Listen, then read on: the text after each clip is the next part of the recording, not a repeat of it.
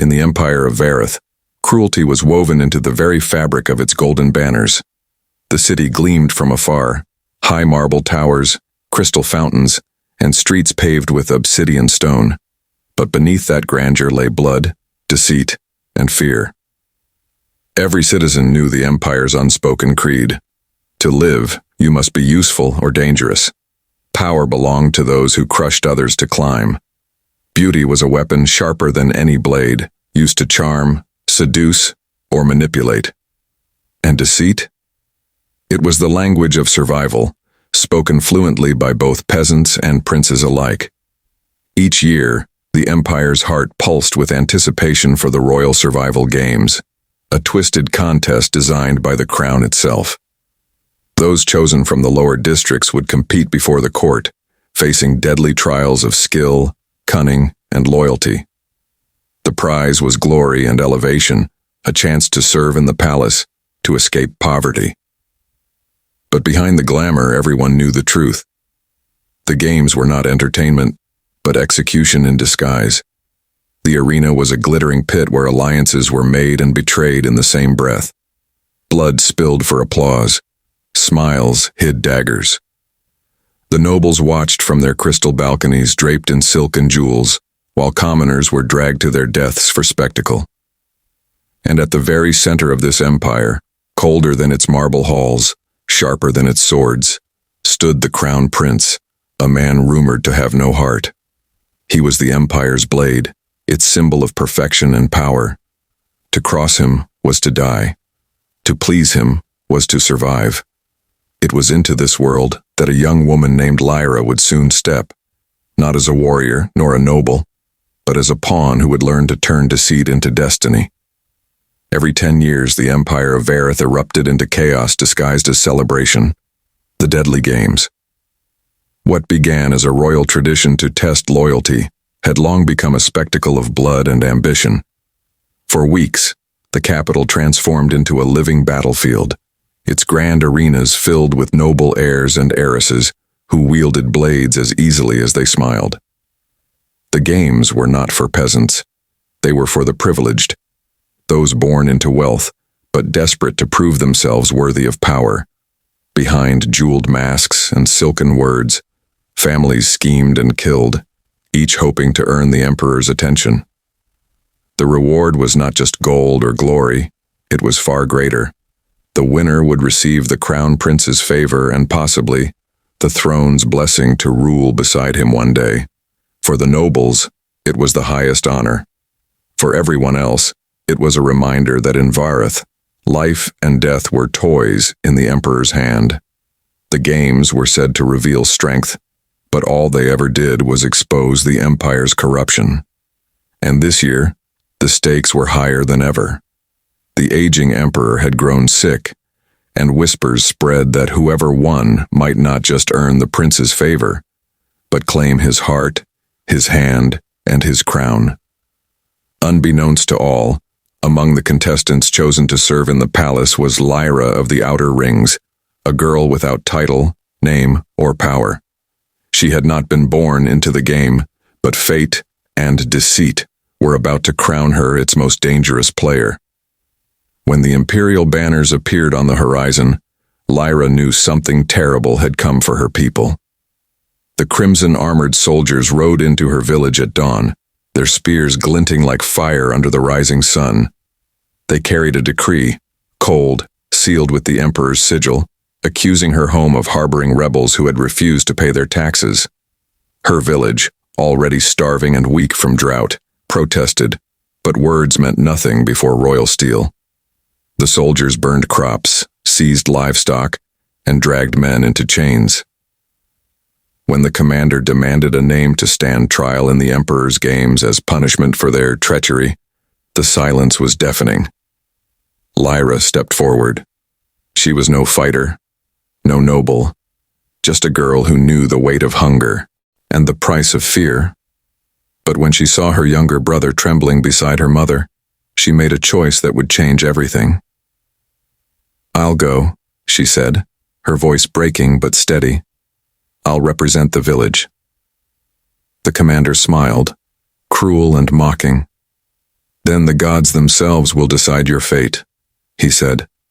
By dusk, Lira was bound for the capital in a prison cart, watching the smoke of her burning village fade behind her. She didn't know the rules of the games, nor the faces of her enemies. But she swore one thing: if the only way to save her family was to survive the games, she would learn how to play them, even if it meant lying, even if it meant killing, even if it meant pretending to love the cold crown prince himself. Lira stood among the other contestants on the stone platform of the imperial arena, the air thick with tension and arrogance. The nobles laughed, polished in silk and gold, their confidence dripping like venom. She stood out immediately, her rough clothes, sun-browned skin, and wary eyes marking her as an outsider. To them, she was dirt beneath their jeweled boots. But she didn't flinch. Every sneer, every whisper of village rat only fueled her fire. The emperor's banner fluttered above them, a crimson phoenix on black silk, as the herald announced the rules of the deadly games. Contestants would compete in a series of trials: strategy, endurance, combat, and deceit. At the end, only 5 would remain. One would be chosen by the crown prince himself. Lyra's stomach twisted. The prince, cold, untouchable, rumored to have a heart of ice. It was said he never smiled, never showed mercy, and that the last person who dared to love him was found turned to ash. Yet now, her fate was tied to his decision. She watched him on the balcony, tall, cloaked in shadow, his silver eyes scanning the crowd without a hint of emotion. She knew then that brute force wouldn't save her here. Strength was useless against men like him. The nobles would kill her before the second trial. If she wanted to live long enough to escape or win, she had to play the game differently. She had to make herself invisible, harmless, while learning everything she could.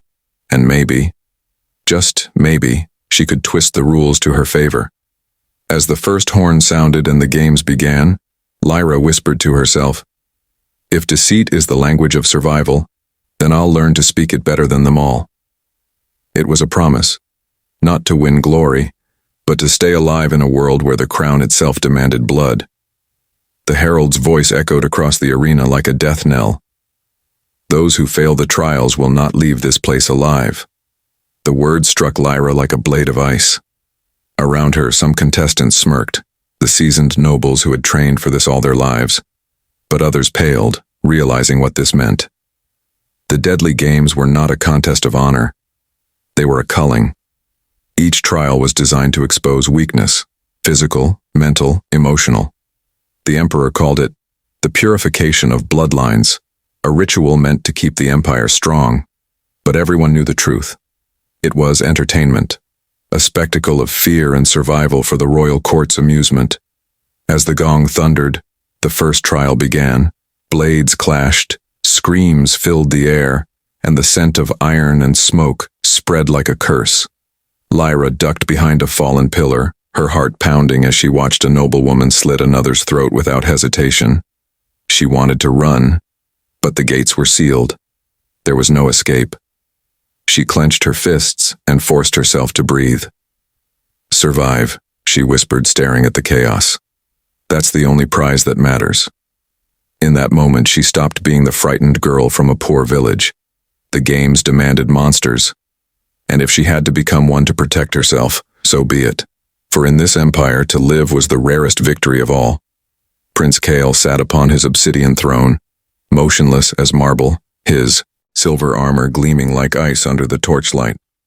The courtiers whispered that his veins ran not with blood but with frost, a curse of his lineage, or perhaps the consequence of too many betrayals. They called him the frozen heir. He ruled the games as his father's successor in training, cold, watchful, and merciless. Every contestant's fate was decided by a flick of his hand. A nod could mean freedom, a glance could mean execution. No one had ever seen him smile. No one had ever seen him hesitate. Rumor said that long ago, Kael had loved once, a childhood companion who died mysteriously the night before her coronation. Since then, his heart had turned to stone. He trusted no one, desired nothing. But his father, the emperor, had decreed that the games would also decide Kael's future bride, a woman cunning and strong enough to stand beside the throne. Kael despised the idea. "Love," he once said to his general, "is the empire's most efficient poison." And so, he sat above the arena like a god of winter, his glacial eyes scanning the competitors, hunting not for a partner, but for weakness to destroy. Little did he know that among the trembling contestants stood a girl who would soon challenge not just his rule, but the ice around his heart. The tale of Prince Kael, the frozen heir, was one every child in the empire grew up hearing. A warning, a curse, and a mystery all woven into one. He was said to have been born under a blood moon, a celestial sign of greatness and danger. From infancy, Kael was different. When other children cried or laughed, he only stared, cold, observant, unflinching. His tutors praised his intellect, but his mother, the late empress, feared him. She claimed that when he looked at her, it felt like winter itself was gazing into her soul. When the witch came, a frail woman with eyes like burning coals, the emperor saw only a beggar, but Kael saw something else, a reflection of himself. Yet when he mocked her, it wasn't cruelty that guided him. It was the desperate curiosity of a boy who wanted to feel something. The witch's curse was not cast in anger, but in pity. "You seek feeling, child," she told him before she vanished into mist. "But you will never find it until someone loves you enough to die for you, and you love them enough to weep."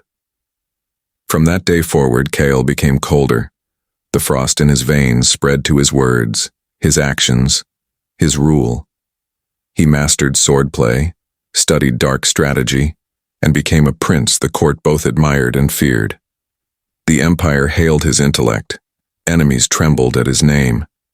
Yet in the privacy of his chambers, when the frost crept up his arms at night, he would press his hand to his chest and wonder, what does warmth feel like? When the deadly games were announced, Kael stood on the balcony, watching thousands of hopefuls gather in the arena below. His expression was unreadable, his voice devoid of mercy as he said, "Let the unworthy perish, let the cunning survive." He believed the games would bore him as always. Blood, betrayal, ambition, death. But this time would be different. Among the trembling competitors was Lira, a girl with eyes that shimmered like dusk and defiance burning in her heart. She wasn't noble, she wasn't trained, but something about her would soon make Kael's frozen heart crack for the first time in years, not with warmth, but with pain. Because love, as the witch had said, always begins with a wound. The first time Lira laid eyes on Prince Kael, it was as if the world itself had stopped breathing. He stood upon the marble dais, draped in black and silver armor that gleamed beneath the cold light of the arena's torches. His face was carved with impossible precision, too flawless, too composed, like a statue sculpted by the gods and stripped of all human warmth. His hair, dark as obsidian, framed eyes so pale they seemed made of frost. When those eyes swept over the crowd, people bowed without command. But when his gaze met Lira's, something inside her stilled. It wasn't attraction, it was terror. His stare wasn't cruel, yet it wasn't kind either. It was the gaze of a man who saw through everything, masks, lies, souls. He looked at her not as a person, but as a puzzle to be solved, or a threat to be crushed. Around her, competitors trembled, whispering stories of how the frozen heir once executed a traitor with a single touch, his frost seeping into their veins until they shattered like glass. Lira tried to look away but couldn't. His eyes pinned her in place, steady and unyielding. Then, almost imperceptibly, his head tilted, as though he recognized something in her. A spark, a secret, a challenge. "That one," Kael murmured to his general, his tone flat as ice. "Keep an eye on her." And just like that, Lira's fate was sealed. From that moment on, she knew she wasn't merely a player in the games. She was being watched by the coldest man in the empire, the one who could destroy her with a whisper or crown her with a touch, and she didn't yet know which he would choose. As the trumpets blared and the arena roared with bloodthirsty cheers, Lira stood among the contestants, her hands trembling inside thin leather gloves. All around her, nobles adorned in gold and steel flaunted their confidence, heirs of powerful houses, trained since birth to kill, charm, and deceive. But she was none of those things. She was a farmer's daughter, wrapped in borrowed silk, standing on a stage where every smile hid a dagger. Above them, on a high balcony, Prince Kael watched in silence, his expression unreadable beneath the icy crown that marked him heir to the empire. The way the crowd bowed to him made her skin crawl. No man should have that much power over life and death. As the emperor raised his hand and declared the beginning of the deadly games, Lira's heart pounded like thunder. She knew she wouldn't survive a single battle by strength alone. The nobles would tear her apart before sunset. So she made a promise, a silent vow that cut deeper than any blade. "If I can't win the games," she whispered to herself, her gaze fixed on the frozen air, "then I'll win him." She didn't believe in love, not in this empire of cruelty, but she believed in survival. And if pretending to love the cold-hearted prince was her only weapon, then she would wield it with all the cunning she could summon. Because in a world where lies kept you alive, even false love could be a weapon sharper than steel. From the very first trial, Lira understood that the deadly games were as much about perception as power.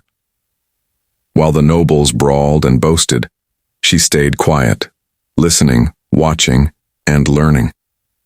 She noticed patterns in their movements, hesitations in their speeches, and cracks in their carefully maintained arrogance. When her turn came in the first challenge, a test of strategy disguised as a simple duel of words and riddles, she spoke with subtle confidence. Her words were measured, her expressions calm, and her quick thinking allowed her to outmaneuver a noble twice her age. She smiled just enough, laughed lightly at the right moments, and offered just the right glances toward the prince's balcony. From there, Kael's piercing gaze lingered on her. He was intrigued, a rare reaction for someone who trusted no one. Most competitors sought to impress through brute force, flattery, or deception, but Lira's intelligence and quiet charm were unlike anything he had seen. Yet Kael remained unreadable. Even as he leaned slightly forward, curiosity flickering in his icy eyes, Lira realized the truth. He trusted no one. Not allies, not servants, not even the nobles who bowed to him daily. Every compliment she imagined, every subtle smile, had to be calculated.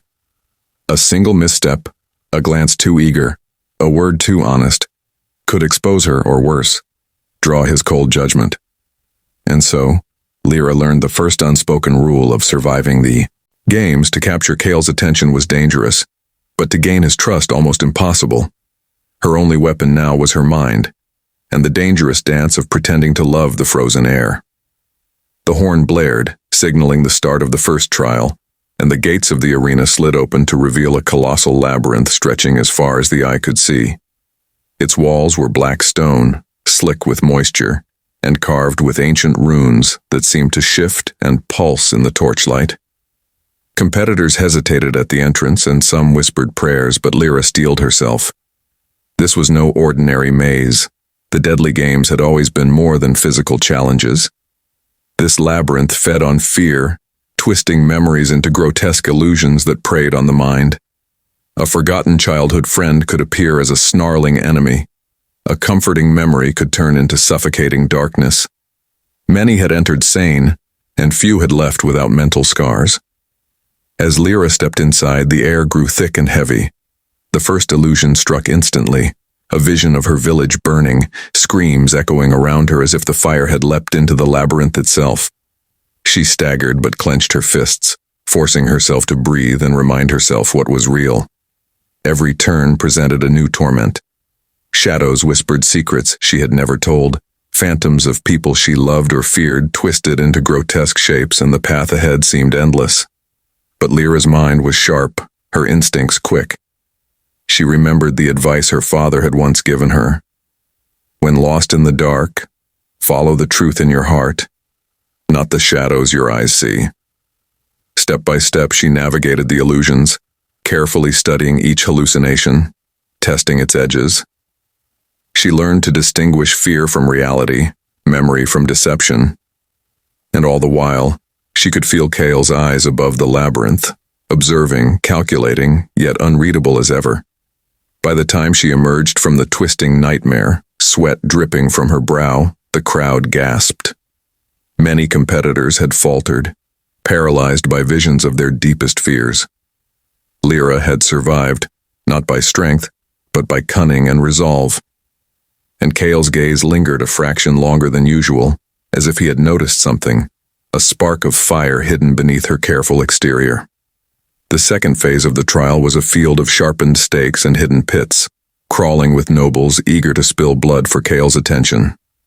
Many charged recklessly, relying on muscle and arrogance. Most fell within minutes, screams echoing across the arena. Lira, however, knew that sheer force would get her killed. She crouched low, moving silently along the edges, listening to footsteps and watching shadows. When a fellow competitor tried to corner her, she whispered just enough truth to seem trustworthy, then steered them into a trap of their own making, a pit concealed by the arena's illusions. Later, when the Emperor's guards attempted to enforce a cruel rule forcing contestants to betray one another, Lira whispered lies that cast suspicion elsewhere. She spoke to a rival as if confessing a secret alliance, then used the deception to slip past deadly ambushes. Every word, every gesture was carefully measured. Her survival depended not on strength but on cunning, subtlety, and the precise manipulation of perception. Through the labyrinth of deceit, she learned that survival in the games was less about killing and more about convincing others to kill themselves, figuratively or literally, without realizing it was her plan. All the while, Kael observed from his balcony. He saw the subtlety, the precision, the way she danced around danger with calculated movements. Her cleverness intrigued him, though his face remained unreadable, a frozen mask that revealed nothing. Lira survived another trial that day, bruised and exhausted, yet alive, her mind sharper than any blade in the arena. And she began to understand that in the empire of power, deceit was often more lethal than any sword. From his high perch in the royal balcony, Prince Kael observed Lira with an intensity that made even the most seasoned nobles uneasy. Most competitors moved like puppets, driven by fear or ambition. Their eyes darted nervously, their steps hesitant, their smiles hollow. But Lira was different. She walked with purpose, even when surrounded by danger. Her eyes met Kael's not with submission, but with quiet calculation, and at times, a spark of defiance that seemed to dare him to act. She whispered, she smiled, she lied, yet never in panic. Every motion was deliberate, every decision carefully weighed. Kael had spent years watching the Empire's elite, analyzing their moves, predicting their thoughts. He had never seen such poise in someone so young, someone so untrained. Where others cowered under the weight of the games, she thrived in the shadows, turning terror into opportunity. He tilted his head slightly, curiosity flickering in his ice-cold gaze. This girl, she was not afraid in the way most were. She was fearless in the face of him, the frozen air. That alone was dangerous. And yet, despite the danger, Kael felt something unfamiliar. Intrigue. A pull toward someone who could survive not by strength, but by mind. Someone who could match him in subtlety, if not in power. He made a mental note. Lira would not be easy to control. And for the first time in years, Kael felt a stirring beneath the ice.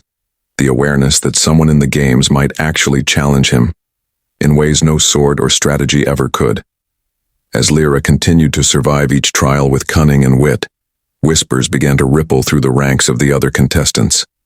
In hushed tones behind hidden walls and around flickering torchlight, nobles and would-be heirs discussed her as if she were already a poisonous shadow creeping toward the throne. "She's too clever," one young lord muttered, his knuckles white around the hilt of his dagger. No strength, no noble house, yet she survives while others fall. It's unnatural. She smiles too easily, hissed another, a high-born lady with a dagger concealed in her gown. It's a trap. Trust her? Never. Plots formed like webs in the night. Some planned to lure her into hidden pits. Others considered poisoning her food or fabricating alliances to turn the guards against her. Every death that fell around her strengthened her reputation, and that reputation made her a target. Lira, of course, sensed the danger. Every glance over her shoulder, every subtle shift in the crowd told her who might strike next. She moved like a shadow, her mind weaving counterplots even as others schemed.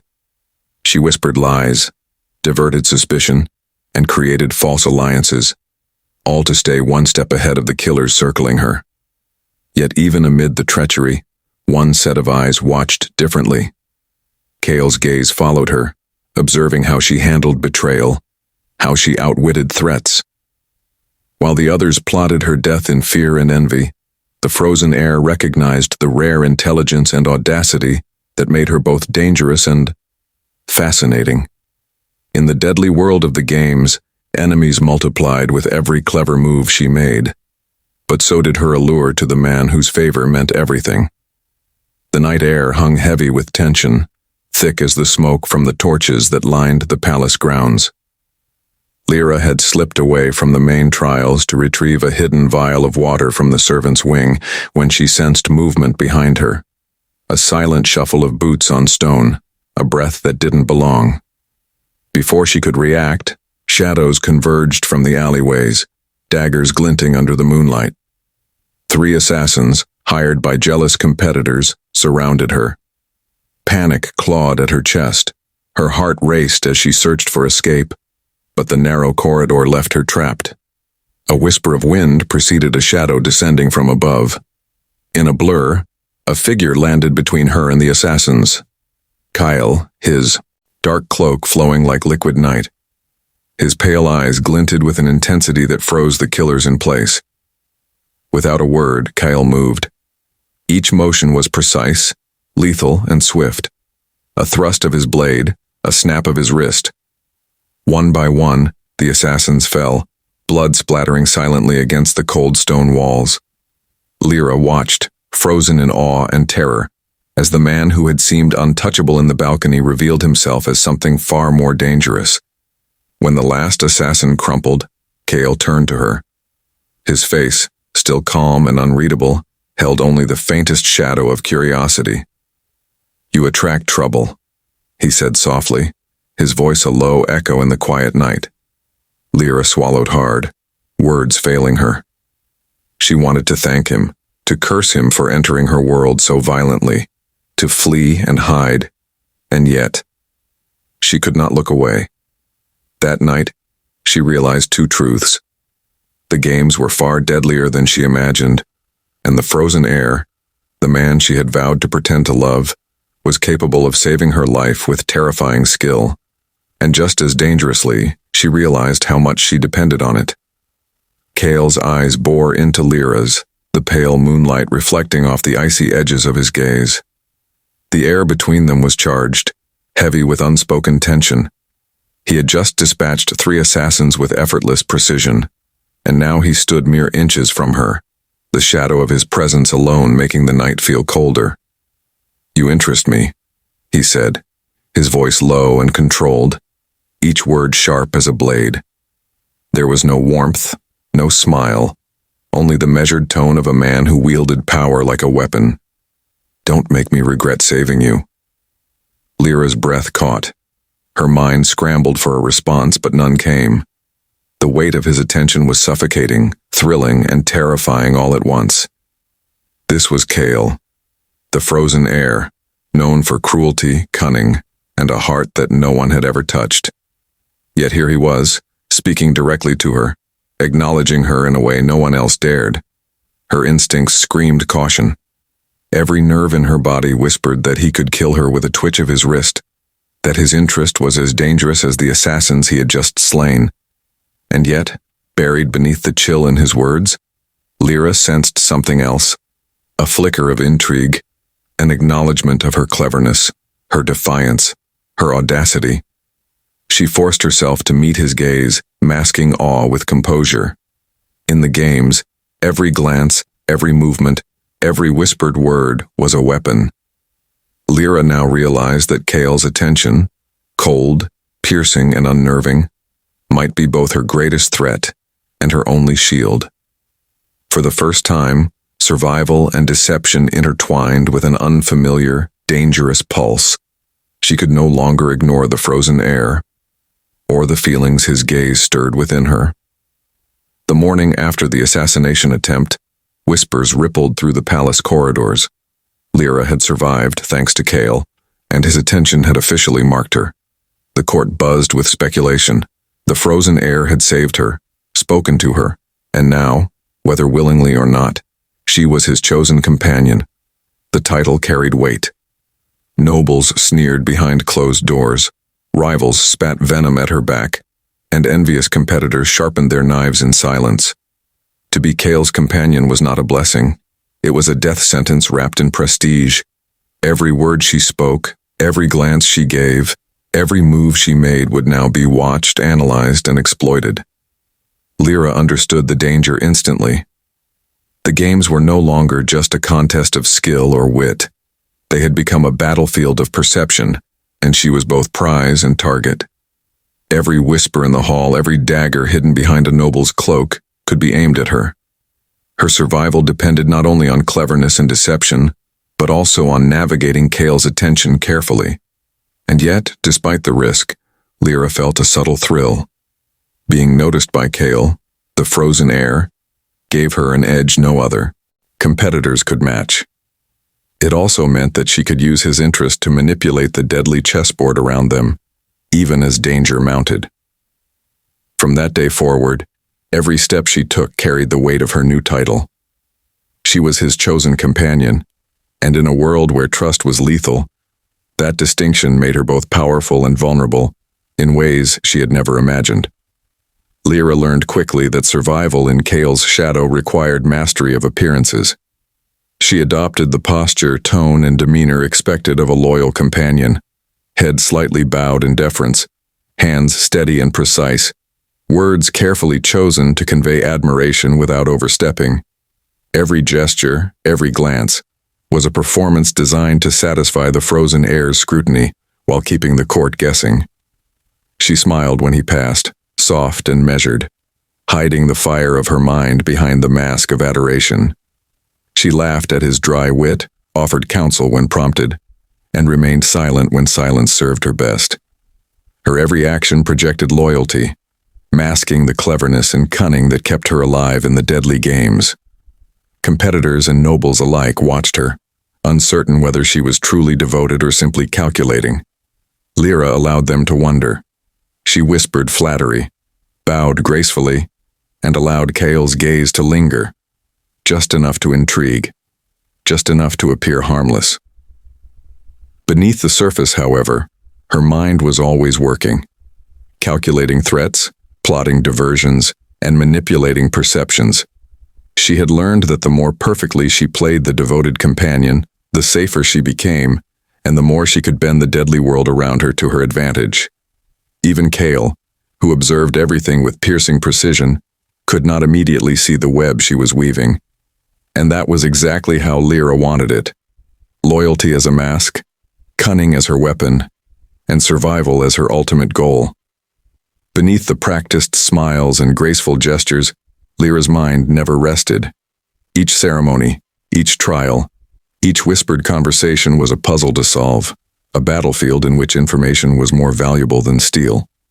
She memorized the layout of the arenas, the habits of competitors, the schedules of guards, and even Kael's subtle reactions to danger. She noted every flicker of hesitation, every sign of fear or ambition. Allies could become enemies in a heartbeat. Every trust extended could be turned against her. Every rule of the games, every nuance in the Emperor's decrees became a potential tool, or a weapon, in her hands. Even when acting as the obedient, adoring companion, she mentally mapped the paths to victory, identifying who posed a threat, who could be manipulated, and who might unwittingly clear her path. While others relied on brute strength or desperate luck, Lira relied on strategy, observation, and calculated risk. And always, at the center of her calculations, was Kael. She had to balance his attention, his scrutiny, and the deadly curiosity he inspired. One misstep could end her life. Yet one clever move could give her not just survival, but leverage over the frozen heir himself. Every smile, every whisper, every false gesture of devotion was carefully placed, a piece of a larger plan. Lira knew that in the deadly games, cunning was her only weapon, and patience her greatest shield. The second trial was unlike anything Lira had faced before. The arena had transformed into a sprawling masquerade of opulence and danger, with gilded masks hiding the intentions of every noble and courtier. Glittering chandeliers cast fractured light across the polished marble, but beneath the elegance lurked poisoned chalices, hidden blades, and traps designed to kill without warning. As Lira navigated the dance of deception, subtly gathering allies and avoiding deadly schemes, she noticed a strange tension in Kael. The frozen heir, usually so composed and untouchable, moved with measured caution, scanning the room, not just for competitors but for unseen threats. His gaze occasionally flicked to a masked figure whispering commands from the shadows, and his jaw tightened as if he were walking a line between obedience and rebellion. Through careful observation, Lira realized something startling. Kael was not merely judging the competitors. He, too, was being tested by the Emperor. Each gesture, each decision, each glance of dominance or submission seemed calculated to please the Emperor while maintaining his authority. The same cold precision that had unnerved her before now hinted at a deeper layer of strategy. The prince himself was a piece in a larger game, bound by rules he could neither fully control nor openly defy. This revelation changed everything. Lira understood that the games were not just about survival or winning favor. They were about manipulating perception, mastering deception, and navigating the intricate politics of power. If she wanted to survive, and perhaps control her own destiny, she would have to read the frozen heir as carefully as the Emperor himself. And as she watched him maneuver through the glittering masks and whispered lies, Lira felt a mix of admiration and wariness. Kael was not just a prize to win, he was a strategist in his own right, a living puzzle she would have to solve, or be destroyed. The ball of the masquerade continued late into the night, music and laughter masking the tension that gripped the palace. Kael moved through the crowd with the precision of a predator, yet there was a subtle shadow in his movements, a weight he carried quietly, as if every step had consequences far beyond the gilded walls. Through whispered counsel from the Emperor's advisors, Lira pieced together the truth. Kael's father, the Emperor, had orchestrated this trial not merely to test the competitors, but to force his son into a politically advantageous marriage. Each noble woman in the ballroom was more than a potential partner.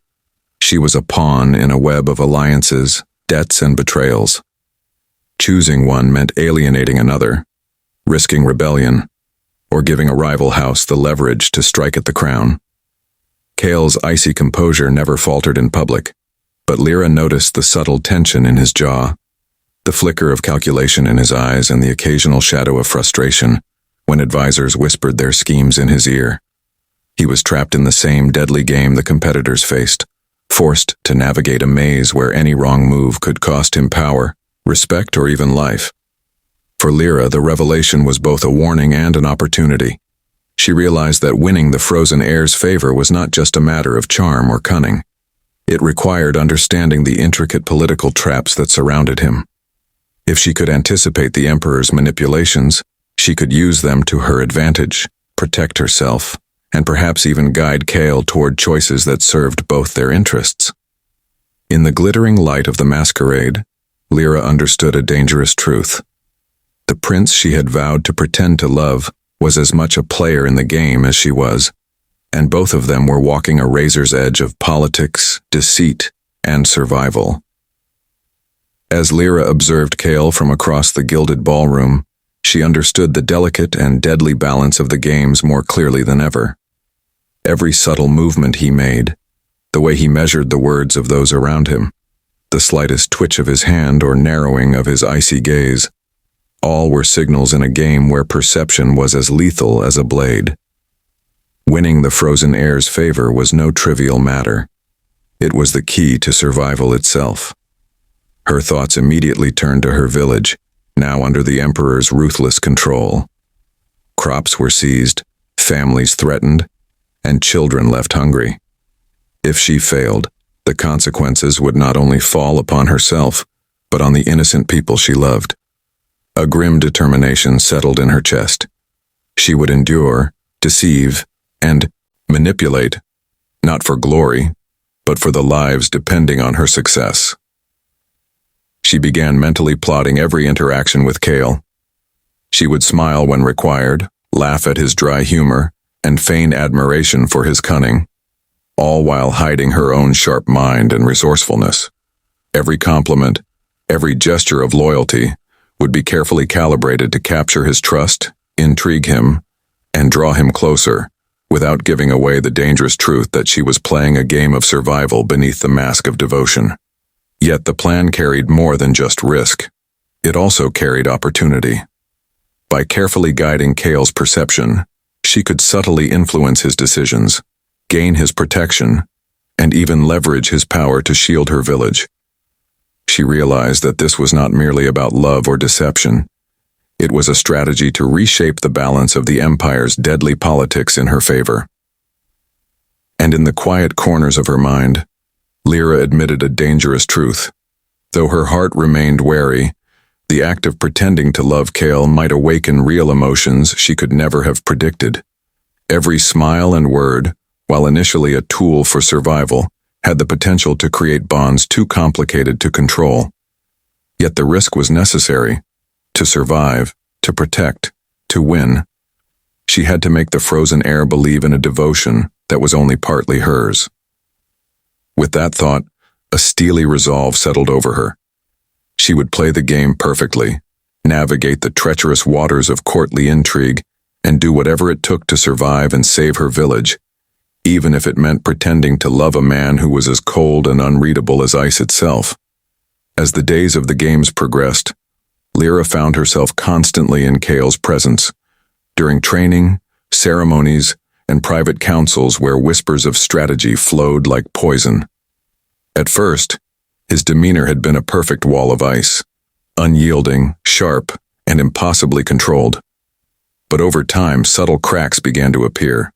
She noticed the way his fingers twitched when he thought she wasn't looking, betraying frustration or concern. His lips usually set in a stern line, sometimes curved in a brief, almost imperceptible smile, when a clever move of hers impressed him. There were moments when his gaze softened, not in warmth, but in curiosity and quiet acknowledgement, a vulnerability he tried desperately to hide from the court. Even in the midst of danger, Kael's cold calculations sometimes faltered, a hesitation before a strike, a pause as if considering more than just the game's rules. Lira realized that beneath the armor of ruthlessness, there was a man burdened by expectation, isolation, and unspoken fears.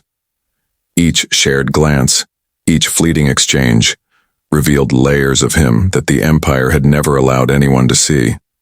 For Lira, these cracks were a revelation. They gave her hope that the frozen air was not an untouchable force of nature but a human being capable of doubt, care, and perhaps even trust. And though she still had to play the part of devoted companion, she began to sense a potential ally in the man she was pretending to love. Someone whose icy exterior might, with the right touch, melt just enough to protect both her and her village. The more she observed, the more dangerous and enticing the game became. Because with each hidden vulnerability she discovered, her role shifted from mere survivor to the only person who might reach the heart behind the frozen air's mask. Lira began noticing odd patterns in Kael's private moments. When the court was asleep and the flickering torchlight barely reached the marble halls, He would slip to the highest tower, gazing at the stars with a stillness that seemed almost ritualistic. His eyes, usually sharp and calculating, softened as they traced constellations invisible to anyone else. No one dared approach him in these hours.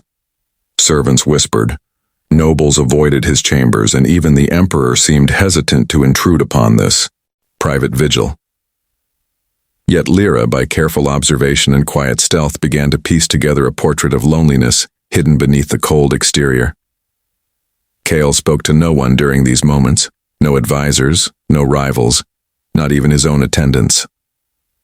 The silence seemed deliberate, a shield against the world, a way to preserve a fragment of self untouched by the deadly games. Even more striking were the scars Lira glimpsed when circumstances forced Kael into brief vulnerability. Along his arms, faint lines that were too deep, too intricate to have come from ordinary weapons. They were marks of survival, of battles fought long before she arrived, battles no one would speak of, etched permanently into his flesh. These signs hinted at a painful history hidden beneath his icy composure, a life of blood, struggle, and secrets that shaped the ruthless prince before her. Each detail added depth to the puzzle of Kael. He was not merely a cold, calculating figure of power. He was a man haunted by past conflicts, isolated by duty, and carrying invisible burdens that made him formidable, yet achingly human. Lira realized that understanding these hidden aspects could be key to both survival and influence, for to win the frozen heir's favor, she would need to navigate not only the games but the shadows of his past. And as she watched him from afar, a quiet thought took root. The prince's coldness was a shield, and the cracks in that armor were the first openings she could exploit, cautiously, subtly, and with perfect timing.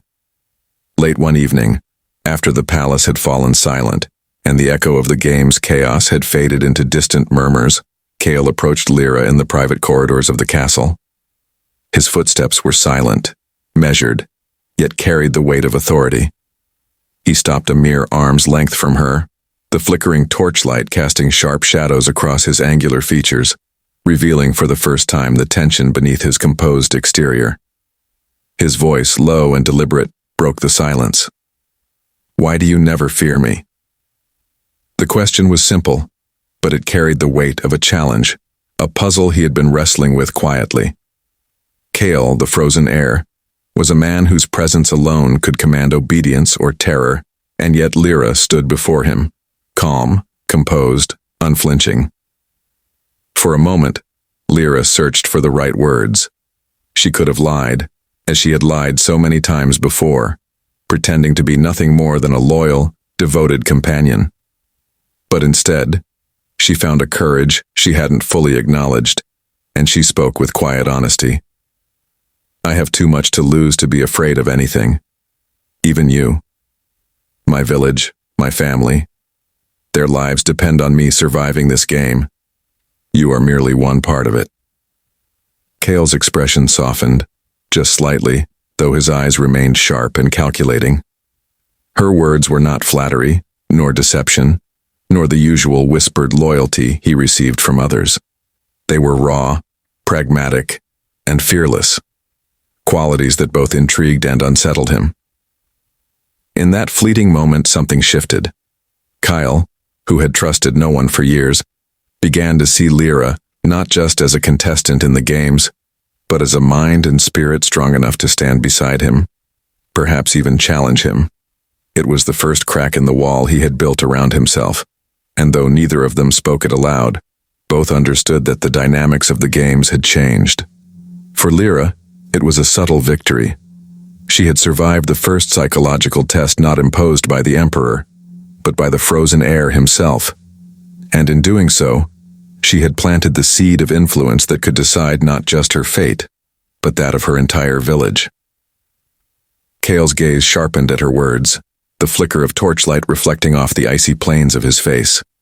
There was a long silence, broken only by the distant echo of footsteps in the empty corridors. For the first time, someone had spoken to him without tremor, without subservience, and yet their words carried a quiet power he could not ignore. Her voice was calm, measured, almost gentle, but it carried the weight of experience and defiance. "Because monsters don't scare me," she said softly, her silver eyes catching the torchlight. "I've met worse wearing crowns." Kael's lips twitched almost imperceptibly, betraying a reaction he immediately tried to hide. He had encountered countless nobles, warriors, and schemers, all seeking favor, all afraid of him. None had dared speak with such audacity. Her words were not empty bravado. He could feel the truth in them, the lived reality of someone who had faced cruelty far greater than his own. For Lira, the statement was both a shield and a weapon. It conveyed strength without arrogance, courage without recklessness. And in that moment, Kael realized that fear was irrelevant with her. It was respect, curiosity, and a dangerous fascination that stirred instead. The frozen air, for all his calculated coldness, felt a rare and unsettling awareness. This girl, this contestant in the deadly games, was unlike any he had ever encountered. She was not only surviving, she was challenging the very essence of his empire, his power, and his icy detachment, with nothing but words and quiet defiance. And in that fleeting exchange, a subtle bond began to form. One born not of affection, but of recognition. Two survivors sizing each other up, each aware that the other was not to be underestimated. Kael's lips twitched, emotion so subtle it could have been mistaken for a shadow playing across his face. It was not a smile, not fully, but for the first time in the deadly games, something human flickered through the icy mask he wore so meticulously. He leaned back slightly, eyes narrowing in a mixture of intrigue and grudging admiration. The defiance in Lira's words, her calmness in the face of his presence, had pierced a barrier he had spent years cultivating. And though he would never admit it aloud, that small crack in his stoicism unsettled him more than any blade or trap the Emperor had devised. Lira noticed the almost smile, though she wasn't sure if it was genuine, a reflex, or merely a flicker of emotion he quickly smothered. Still, it was enough. It was acknowledgement, a tiny recognition that she was seen, that her courage and wit had earned a sliver of the frozen air's attention. For Kael, it was dangerous. Every flicker of warmth, every subtle reaction, was a vulnerability in a man who had trained himself to feel nothing but ice. And yet he could not help but feel a pull toward her, a fascination he had never experienced before. For Lira, the almost smile was a signal of opportunity, a reminder that even the most untouchable force had openings, however small. And in the deadly dance of the games, such openings were worth every calculated risk. It was a fleeting moment, but one that shifted the balance between them. Not yet trust, not yet alliance, but the undeniable spark that would define every interaction in the trials to come. The arena for the third trial was unlike anything Lira had faced before. A sprawling courtyard lit by braziers that cast flickering shadows across stone walls, each one carved with the faces of past victims. The Emperor's decree rang out. To prove your loyalty, you must sacrifice what you hold most dear. Hesitation is death. Contestants trembled, their hands shaking as they clutched charms, letters, or tokens from home, symbols of family, friendship, or love, knowing that to falter even briefly could mean instant execution. The air was thick with tension, the stench of fear mixing with the metallic tang of blood already spilled in earlier trials. Lira's heart pounded, but she forced herself to remain outwardly calm. Her mind raced. She could not afford to truly sacrifice her village, her family, or the life she had fought so hard to preserve. Every instinct screamed survival, every calculation demanded deceit. She had already learned that the Emperor's games rewarded cunning as much as strength. One by one, contestants stepped forward, some weeping, some shaking, offering their most cherished possessions. The crowd murmured approval or mockery depending on the spectacle. When Kael observed from the balcony above, his eyes were sharp, unreadable, yet he seemed almost curious. The frozen air, though known for his cruelty, was assessing not only the contestants' obedience, but the subtle art of deception. Who could mask pain? Who could manipulate appearances? Who could endure the unbearable without faltering? When Lira's turn approached, her chest tightened. She clutched a small token from her village, a braided ribbon her mother had given her, pretending it was her dearest possession. To the watching nobles and the emperor, it would seem she obeyed. But in truth it was a lie, a carefully crafted illusion. Her true loyalty and sacrifice lay hidden in strategy, cunning, and the silent promise to survive the games at all costs. This trial was more than a test of obedience. It was a study of character, will, and the limits of human endurance. Lira understood that one wrong move, one slip of expression, could expose her, turning her from clever survivor into another forgotten casualty of the deadly games. And above all, she could feel Kael watching. And for the first time she realized that her performance might not only secure her survival, but also pierce the armor of the frozen heir himself. The moment came with a cold, sharp crack, like ice breaking in a frozen river. As Lira stepped forward to offer her sacrifice, an inspector, one of the Emperor's hawk-eyed agents, approached. His gaze pierced her disguise. His fingers traced the subtle marks of her provincial origins that no noblewoman could conceal. "This girl," he declared, voice ringing across the arena, "is no noble. She hails from the outer provinces. Her village is loyal only to themselves, and yet she dares to compete here under false pretenses." A stunned silence fell over the crowd. Gasps rippled through the contestants. Whispers spread like wildfire. Kael's cold eyes narrowed from the balcony, watching intently, unreadable. Lira's heart sank. Her carefully constructed facade, the lie she had relied upon for protection, was shattered in an instant. Worse, the decree followed swiftly. Her village would pay the price for her deception. Soldiers rode out immediately, arrows notched, banners snapping in the wind, ready to strike the innocent for the audacity of one girl. Lira's stomach twisted with horror. Every thought, every plan, now collided with the terrifying reality that her people were in immediate danger. She swallowed the rising panic, forcing her face into a mask of composure. To show fear now would be fatal. But inside, every ounce of her strength, every clever trick she had used in the deadly games, shifted to a single purpose: save her village at any cost, even if it meant manipulating Kael himself. Kael descended from the balcony, moving with the lethal grace of a predator. His presence alone silenced the arena. He stopped before Lira, expression unreadable, voice a low rumble. "So, the clever girl hides more than her wit. Tell me, how far will you go to survive, and to save them?" The question hung in the air like a blade.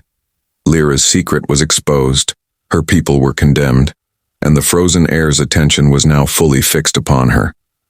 The deadly games had escalated beyond competition. They had become a battle of wits, courage, and the tenuous hope of redemption. Kael's gaze hardened, ice and fire warring within him. The Emperor's agents demanded immediate punishment, their voices sharp, carrying the weight of law and authority. The arena held its collective breath, sensing the tension between the heir and his father's edict. Without a word, Kael strode forward, stopping before Lira. His presence was magnetic, a mixture of cold command and untouchable authority. "She will live," he said, his voice low, resonant, leaving no room for argument. Soldiers hesitated, unsure whether to obey the prince or the emperor. The declaration rippled through the arena.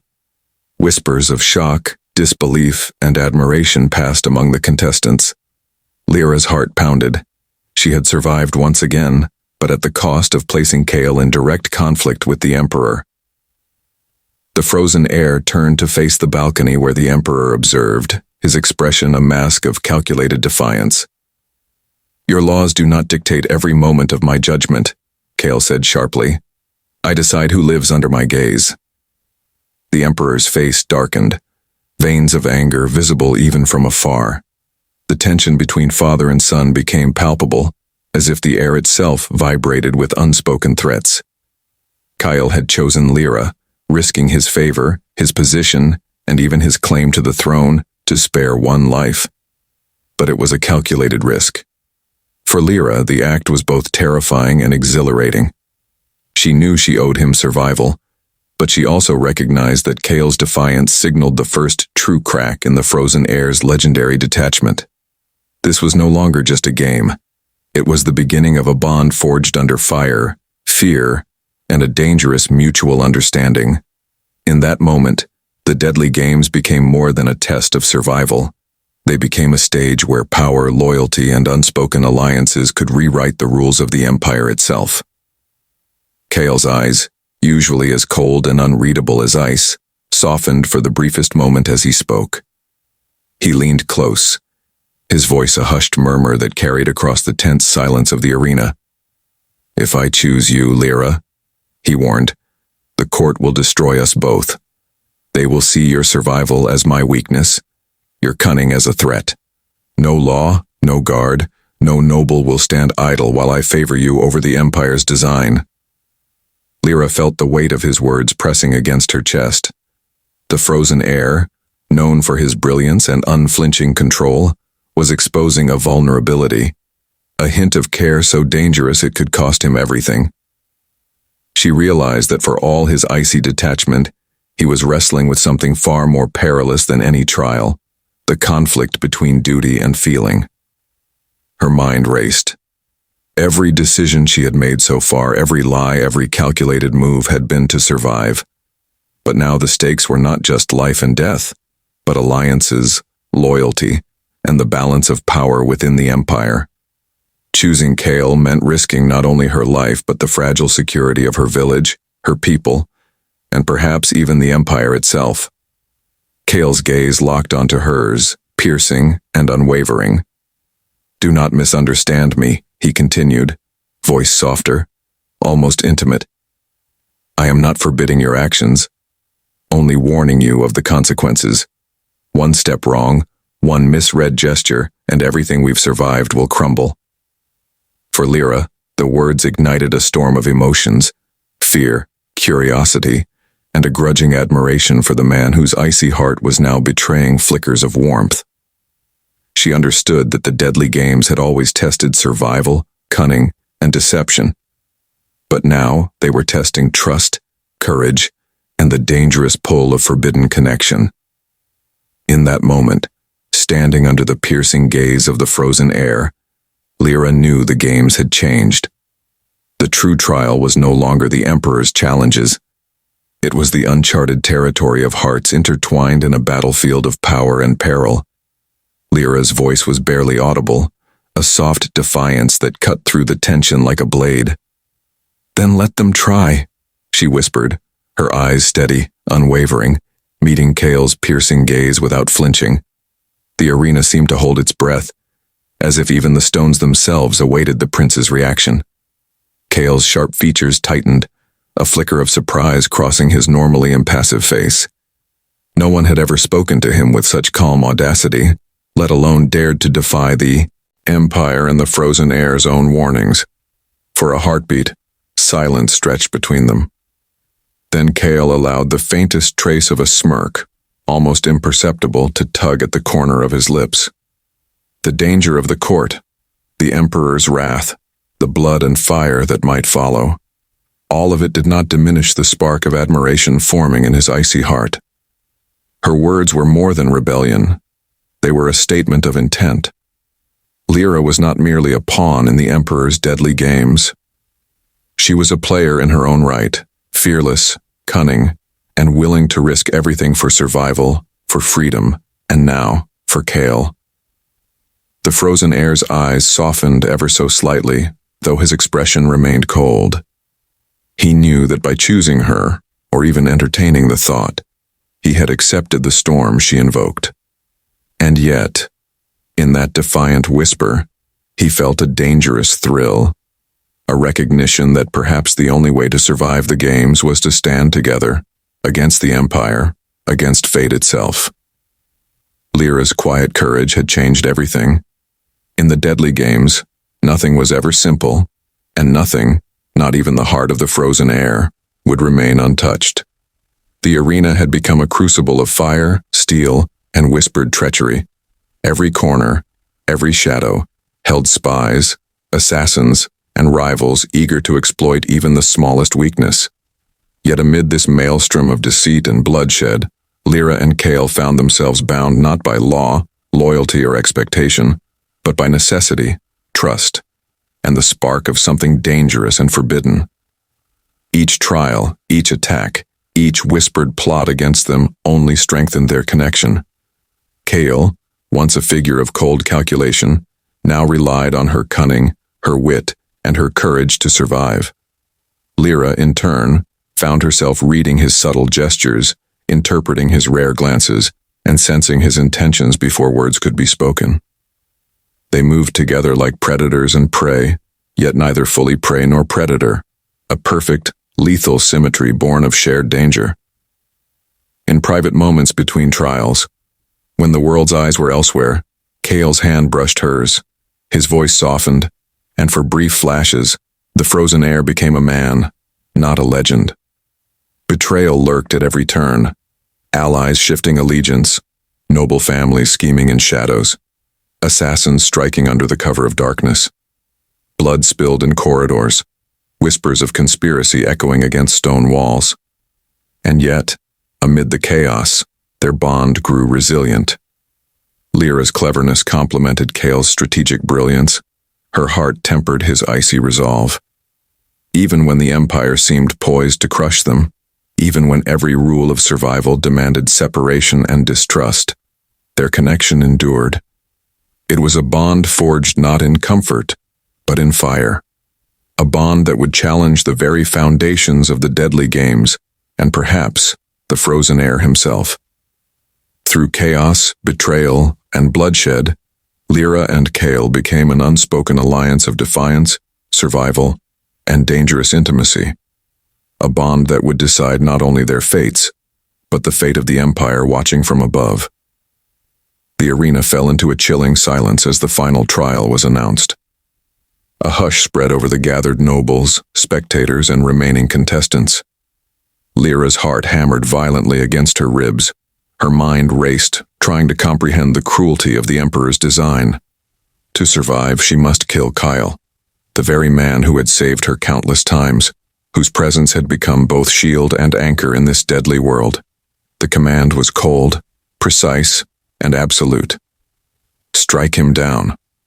Only then will your freedom, and the safety of your village, be secured. The words echoed like a death knell in Lyra's ears.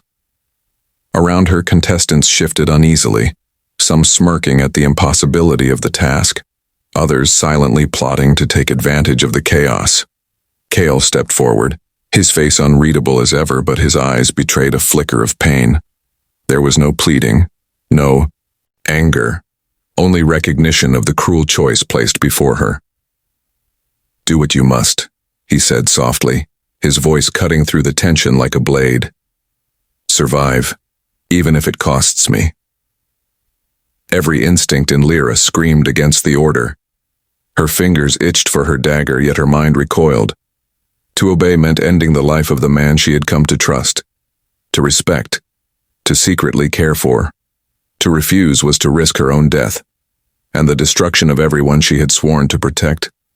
Her chest tightened as she realized the Emperor's true intent, not merely to test skill or loyalty, but to tear hearts apart, to turn allies into enemies, to see how far fear could bend love and trust.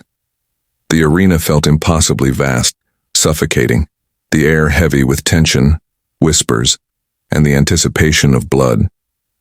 Lyra's gaze met Kael's, and in that frozen instant, words became unnecessary. They understood each other perfectly. The game demanded cruelty, but their bond demanded survival together, even if it meant defying the rules entirely. The deadly games had reached their zenith. Now, in a single heart-wrenching decision, Lira would confront the impossible choice that would define not only her fate, but the future of the frozen air and the Empire itself.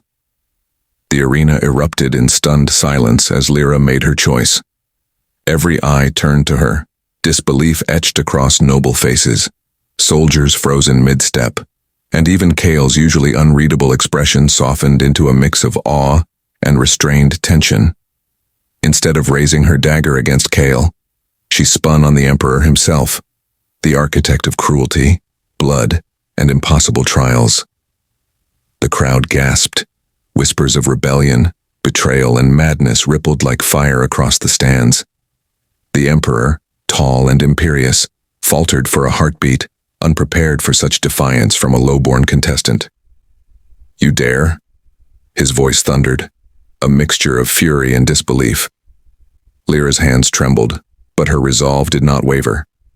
She had survived deceit, traps, and death, and now she wielded not just steel, but the culmination of her cunning, bravery, and unbreakable will.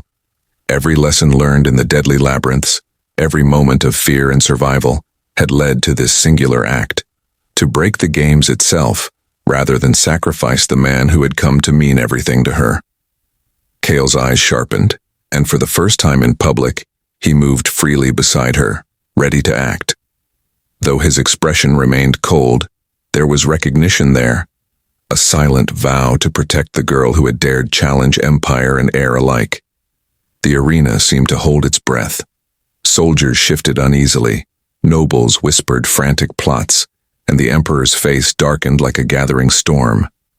In a single motion, Lira had shattered the hierarchy, the rules, and the cruelty designed to test her, proving that wit, courage, and defiance could rewrite the fate of even the most merciless empire. The deadly games would never be the same again, and neither would the frozen heir's world. Together, Lira and Kael had turned the ultimate test into a statement. They would survive, not as pawns, but as the authors of their own destiny. As the Emperor's guards surged forward in shock, Kael moved with fluid precision, his expression as sharp and cold as the ice forming beneath his feet. Then, in a motion both terrifying and mesmerizing, he unleashed the full measure of his hidden magic.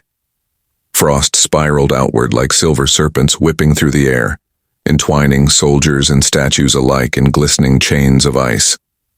The sun above the arena caught the frozen spray, scattering blinding shards of light across every surface, reflecting off armor, eyes, and the gleaming blades of stunned warriors. The sheer force of his fury was palpable, a storm of ice and vengeance that left no question about the price of defiance. Lira watched from the center, awestruck, feeling both protected and electrified by the spectacle.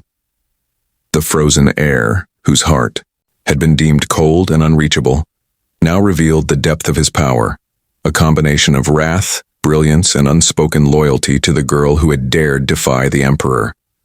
Every soldier who had dared oppose them froze, literally and figuratively, as Kael's magic carved a path of dominance and retribution. The Emperor himself staggered, eyes wide, realizing that the very games he designed to enforce control had turned against him, held hostage by the might of the heir and the cunning of the girl who refused to play by his rules. In that blinding light, the arena became a tableau of justice and rebellion. Frost and fury fused with courage and defiance, leaving all who witnessed it with a single, undeniable truth. Kael and Lira were no longer mere players in the deadly games. They were the force rewriting the Empire's rules, together. The Emperor's roars echoed across the frozen arena, powerless against the combined force of Kael's magic and Lira's cunning. Every move they had made, every calculated risk, culminated in this moment.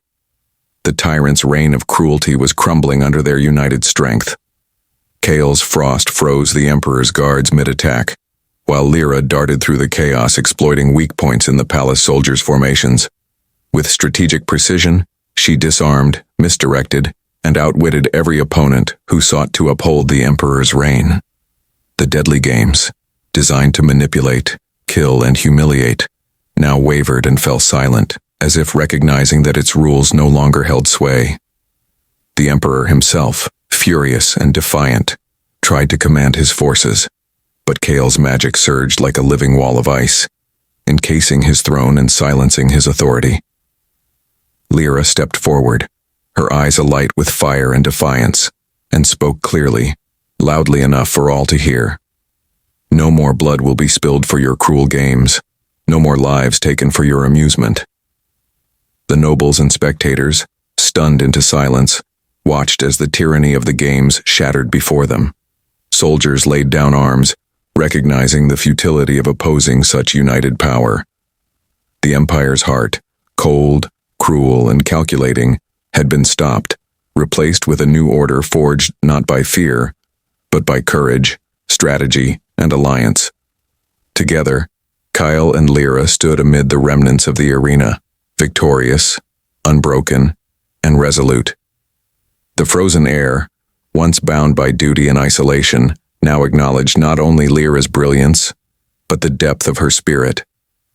The deadly games would never rise again, and the Empire would remember the girl and the prince who had overturned the tyrant and freed a generation from blood-soaked tradition forever. The arena, once a stage of terror and blood, now lay silent under the weight of awe and disbelief. Dust swirled in the light of the frozen battleground, reflecting the shattered remnants of the deadly games. Kael, his icy blue eyes softened by the warmth of trust and admiration, stepped forward, holding the crown, a symbol of power, duty, and centuries of tyranny. With deliberate care, he extended it toward Lira. Every motion carried meaning, not as a gift, not as a command, but as recognition of her courage, intellect, and unyielding heart. The nobles and spectators, who had once watched her as a pawn, now gazed in awe as the girl who had dared to defy the Emperor's cruelty became the heir to change, justice, and freedom. Lira hesitated for the briefest moment, feeling the weight of history, responsibility, and the countless lives affected by the games. Then, with steady hands, she accepted the crown, holding it as both a shield and a beacon. A promise that the Empire would no longer be ruled by fear, but by wisdom, courage, and integrity. Kael's gaze met hers, no words needed. In that silent exchange, the frozen air acknowledged that the crown was as much hers as it was a symbol of their unity, their defiance, and their triumph. The Empire trembled, not with fear, but with the dawning realization that a new era had begun, led by the girl who had survived and the prince who had finally thawed. Lira's hands tightened on the crown, the weight of it suddenly feeling heavier than ever, not because of power, but because of the truth she had carried in silence. She had navigated lies, deception, and the deadly trials of the games. Yet in this moment, the man before her was no longer a prince of ice, but someone who had let her in, even if unknowingly. Kael's gaze lingered on her, searching for any trace of falseness, any hint of the cunning survival instinct that had first drawn him to her. "You lied to me," he repeated, the words trembling slightly, revealing vulnerability beneath the frozen mask he wore for the world. "But your love felt real." Lira swallowed, a mixture of relief, fear, and unspoken desire swirling in her chest. "Kael, I lied to survive, yes. But what I feel for you now, it's no act. Not for the games, not for your favor, not for anything. It's real." He stepped closer, the distance between them shrinking, yet every inch charged with emotion and history. Every battle, every trial, every whispered secret they had shared, every life saved and every lie told. The Empire around them, the rubble of the arena, and the stunned spectators faded into nothing. In that space, there was only truth and confession, the raw honesty of two people who had survived impossible odds together. Kael's voice softened, the cold edge in it melting entirely. "Then perhaps the games didn't teach us about death or deceit," he murmured, "but about finding something real in a world built on illusions." Lira felt her heart leap, a fragile smile breaking across her lips. In that moment, the frozen air and the girl who had dared to deceive him found a bond stronger than fear, stronger than politics, stronger than the deadly games themselves. Their past lies did not erase their present, and perhaps, for the first time, the future held something worth believing in. Lira's laughter wavered, breaking like sunlight through storm clouds, mingling with tears she hadn't realized she'd held back. Every trial, every whispered lie, every strategic maneuver in the deadly games had been a mask she wore for survival. But now she saw the truth before her, reflected in Kael's eyes.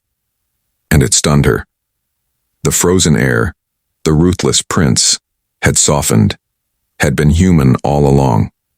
The crown she held no longer weighed her down. It symbolized more than power. It marked the end of terror, deception, and forced survival. She let the tears fall freely, letting the ice of fear and pretense melt from her heart. Kael's hand found hers, warm and grounding, and for the first time, she didn't flinch at his touch.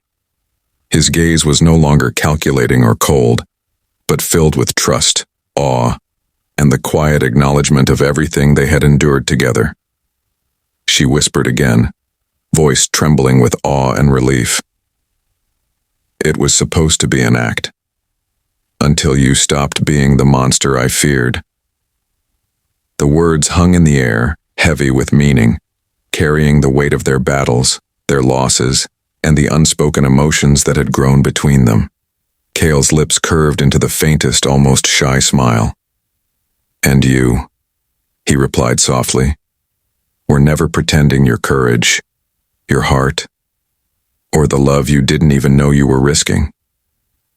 In that moment, the empire, the games, the judgments of nobles and spectators, all of it, faded into insignificance. The world outside the arena could wait. Here, in the frozen stillness of victory and revelation, their bond was unshakable, forged in fire and ice, in fear and deception, and now sealed by honesty, trust, and love.